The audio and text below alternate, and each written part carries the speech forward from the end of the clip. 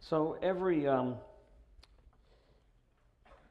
summer I used to do this on a regular basis, where I would do summer reading programs for libraries and schools and such. And I still do a few every now and then, not too many nowadays, but I would get a chance to come to these libraries, and I was at the University Park Library in Dallas a few years back. It's up on the second or third floor above some shops. If you've been to the University Park area there off of it's right down the road from North Park Mall, right off of Northwest Freeway or Loop 12. Beautiful shops, beautiful little garden areas around. And so we're looking out the glass windows, 100 kids, moms, dads, all sort of seated. Most of them probably being pretty polite. A couple of them who look overly precocious are sitting there with, massive War and Peace tomes that they've got that they're buried in.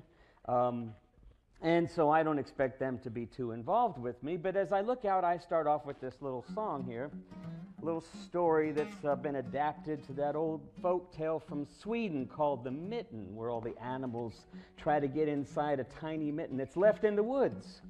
And of course, one by one, they stretch that mitten to unbelievable proportions until the inevitable happens at the end. So I'm about to start off this adaptation of that, and I look out and I say, tell me how many of you like to go to parties? And all the hands go up excitedly, and I said, that's awesome. How many of you like big crowded parties? Just stuffed with people. All the hands go up, and then I say, how many like parties so crowded you can hardly move in the place?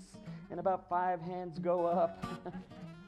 And then I said, this is a story about a party, off the hook, crazy, crowded, people, animals, food. I said, can you have a party like that when you're all by yourself? And they all look at each other and then look up at me and say, no. How can you have a party all by yourself? And then I say, you can if you use your... And they all say it together in one accord, imagination, and I start to go into it. I was sitting down to eat, about to begin. There was a knock at my door, said, can I come in? I opened up the door, and what did I see? There was a great big grizzly bear staring at me. I said, oh no, what am I going to do? I got room for one, I guess I got room for two. I got room for me, and that's always true. And if I got room for me, I'll try to find room for you.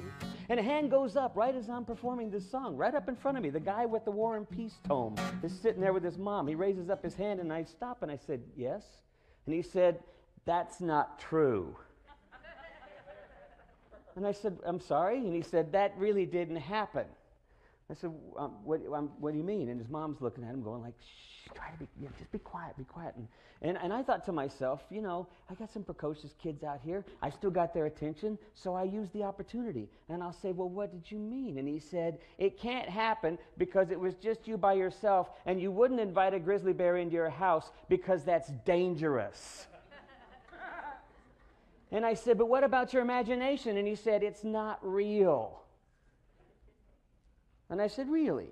And he said, uh-huh. And I said, well, can I ask you a question? And at that point, now everybody's looking at him. And they're looking back at me and looking at him. And his mom's kind of smiling. And I said, what's the book you're reading? And it was some Harry Potter kind of book or something. And I said, so you're enjoying it? He said, it's awesome. I said, I bet it is. I said, you're obviously a very good reader. You're buried in this thing. This is great. I said, does it get exciting? He said, incredibly.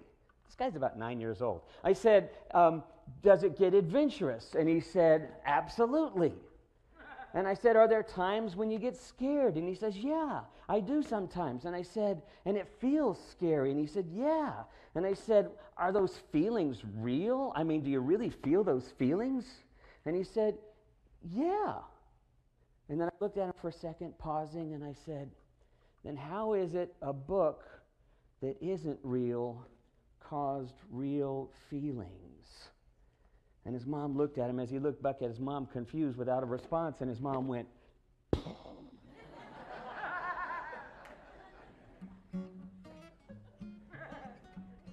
well, something kind of similar happened in this story that we read, or that we heard Jakey portray this morning. and what people sometimes overlook in this story is that they think of this story as being about sort of like a roadside assistance policy, sort of like a moral entreatment, be kind to everybody, be good to everybody. We have good Samaritan laws for when people are kind to one another. They sort of miss the point here because they're still thinking in terms of what's real and what's not real, what's concrete, what you can understand. And that's what's interesting when suddenly this lawyer comes up to Jesus. Now, we think of a lawyer in modern terms, but the lawyer in these days was basically someone who knew the law, someone who would uphold the law for the people, someone who upheld the Torah, the Levitical code, the Deuteronomic code. These were people who were highly revered, lots of power, and usually pretty strict. So he comes up to Jesus after knowing what Jesus has been doing and who he is and how he's been behaving and such, and challenges him by saying, how do I inherit eternal life? The prelude to what Jakey was telling. And it's an interesting concept because the Old Testament folks don't believe in afterlife. So we often think of this as all about afterlife. It has nothing to do with afterlife. Well, it may, who knows, but it's not what the point of this story is. The point of this story is, how do we live fully in the presence of God?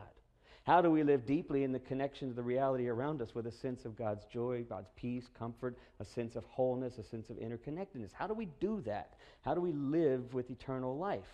And so Jesus does what he didn't expect, because this is a lawyer. And so a lawyer comes in and tries to lawyer him, and then Jesus ends up lawyering him up by repeating with another question. Instead of answering directly, he says, what does the law say? You're a lawyer. What does the law say? It says, love the Lord your God with all your heart, soul, and mind, and your neighbor as yourself. And then Jesus is suddenly put in the position of being the judge, which again was totally unexpected by the lawyer, right? Because he's trying to set him up. And Jesus says, good job. You got it right. Now go and do likewise.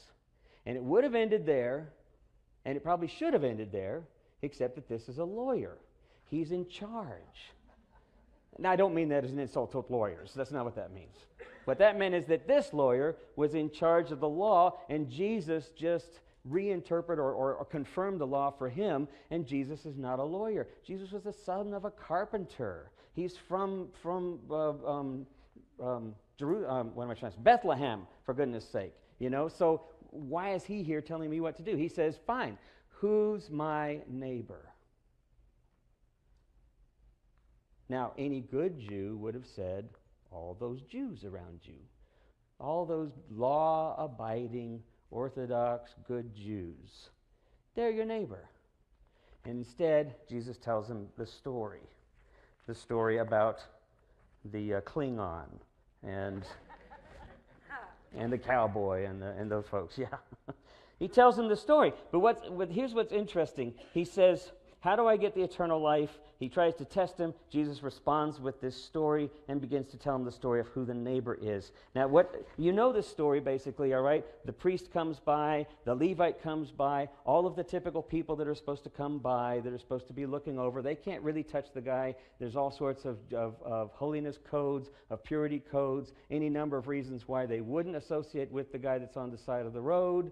The reality also is that the road from Jericho to Jerusalem is not even a road, really. It's more like a trail in those days, and it fell off on one side, and it had sort of a wall to the other side. So the whole story is set up as a joke in a way. There's no way you could be walking on the other side. It's as if to say those people wouldn't be there anyway because they couldn't be, and they wouldn't be normally. So it was an insult in many ways. But just to make the point, he says they come by and they go the other direction. They ignore him and keep on moving. The last one, the 1, 2, 3 punch. And by the way, threes are a mythic reality. Threes are a formulaic human mythic orientation. Everything comes in threes. Any folk tale, any good joke that you've ever heard, any story that gets embellished and involved, it always has threes. Well, the 1, 2 punch here should have been a lawyer. Should have been a lawyer that comes across. He would have put that guy in his place and said, here's what you do. You're the one. You're the lawyer. You're the one that's judging everybody. You're the one that should be helping him. But he doesn't. He says it's a Samaritan. And right then and there, what he's saying is, it's the people you hate. It's the people who disgust you. It's the people, that person, that's the one who went over and did the good deed. So much so that when it comes time for Jesus to say who was the one who was compassionate, the lawyer doesn't say the Samaritan. He couldn't dare say the Samaritan. Literally would be disgusted by the idea of a Samaritan. He simply says, the one who showed mercy. That's my neighbor. What I find is fascinating about this story that I think most people overlook is that a lot of folks tend to see this story as a kind of moralistic roadside assistance imperative. You know, you see somebody in need, you help them. And I'm saying, and I wouldn't dare say that's not what this is about, although that's not what this is completely about. In fact, there's plenty of stories that Jesus tells that are more about that. The goats and the sheep. There's plenty of examples that Jesus lives by doing that, by helping those in immediate need, by responding to immediate need. That's not at all what this story is really about. This story is really about completely reorienting the way you look at reality. This story is about taking what you understand as being comfortable and the way things should be and turning it upside down. It's an indictment on everybody. It's not an indictment on those do-gooders who are actually purity people or too right-wing or conservative. It's not an indictment on them any less so than it is an indictment on those on the far left who are saying the right have got it all wrong, those who are ambivalent in the middle. It's an indictment on everybody. Your neighbor is the person you dislike, is the person that frightens you, is the grizzly bear at the door that wants to come in. That's your neighbor. And the challenge, of course, is to figure out, how do we get there? How do we open that door and let the grizzly bear in? I don't know if any of you all listened. This is just a side thought. I don't know if any of you listened to Invisibilia a few weeks ago. It's one of my favorite NPR shows. And it was a show, their themes were called Reality 1, and then the next one was Reality 2. And in Reality 1, they talked about, they opened up with an umpire school where the umpires were learning how to call the balls, the strikes, whatever. And it was funny just listening to them in the background. They go through this whole thing of calling them out, ball 2, ball 4, you're out. I mean, they do all these different things where they call them together as a group and they just scream it. And then every one of them they interview afterwards and they say, how accurate are you on your call? I'm about 97% accurate. How accurate? I'm pretty sure I'm 88% accurate. Some would say 99.8%. And the reality was that about 60% were accurate. About 60% of the time, they're actually accurate with the calls. But every one of them believe they are. And one of the points that the interviewer made is the fact that most of us relate to our daily life from that same perspective. We're pretty sure that we know what we just saw. We're pretty sure that we know what just happened. We're pretty sure that we know what we're really afraid of. We're pretty sure that grizzly bears are really bad. So the reality part 2 was really fun because it was all about this little town called Eagle's Nest in Minnesota where this guy started training black bears. And he wasn't training them by any specific thing. He was just being friendly to them. And they'd start showing up to his house, and then they would start showing up to neighbors' houses. And to everyone who wasn't afraid, who would just simply walk out with food, the black bears would just come up and join them. And not like accost them or get abusive or get threatening. In fact, at one point, he'd actually got his neighbors to learn how to feed black bears mouth to mouth. He called it the bear kiss. They would just hold a nut or some other fruit or something at their mouth, and the other bear would come up and grab it with their mouth. The whole thing was all about this whole community that had learned to engage with bears. And yet, I'm terrified of bears. If I see a black bear, I'm probably going to run in the opposite direction. I've been taught to fear bears. How many people have we been taught to fear? How many ideas have we been taught to be afraid of? If you want eternal life, it's going to require not doing good, not being kind. It's going to require a complete and total reimagination of what connects us, of what gives us life, and what ultimately we are afraid of. Carl Jung had said this, and I've quoted it many times, that thing that we find in others that angers us the most is often an invitation for us to explore what it is about ourselves that seems to be missing.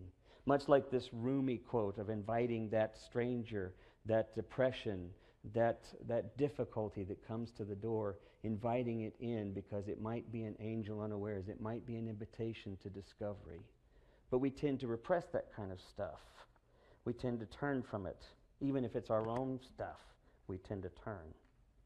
And when we think of eternal life as this in-game proposition that it's something to come, whether it's nirvana or satori or eternal life, we forget and we miss the opportunity to invite it here and now.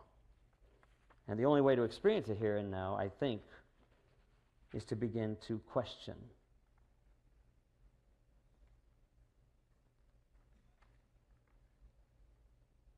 So, a couple of thoughts.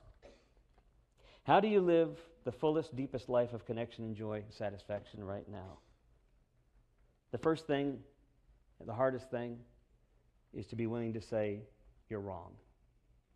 I'm wrong. I don't get it all. First thing is to let ego out of the way. The first thing is to simply challenge ourselves and to open ourselves up. And that's really difficult in our culture. And that's difficult in our world. But the reality is, like those umpires, we're pretty much operating out of a false assumption that we've got it down. The other day, I got passed on the highway and a car slammed in front of me, slammed on his brakes, then pulled out of the lane, and I missed him by a half a foot. And I slammed on the horn and I yelled at the guy. I didn't do any gesture. Well, I could have. I have a bad finger here and it was in a cast. But I didn't do that. I just yelled and honked on the horn. And then Linda, who was in the car, looked at me and said, "Did you not see you pulled in front of him first?" I completely didn't know. I completely overlooked that. I didn't notice that. I just come right out of the lane and practically pushed him out of the lane, apparently. I had no clue. How many times do you drive down the road and you think, wait a minute, where did I just pass? What did I just go through? I mean, the reality is we're constantly operating out of the laziest position of our brain, because that's what our brain likes to do. It's geared for survival. It's not geared to think through complicated stuff unless we force it to, unless we train ourselves to. It's going to take the easier routes. So we operate out of familiar patterns. And it's so challenging to be willing to question ourselves, even in light of those people that really frustrate us or that really repulse us.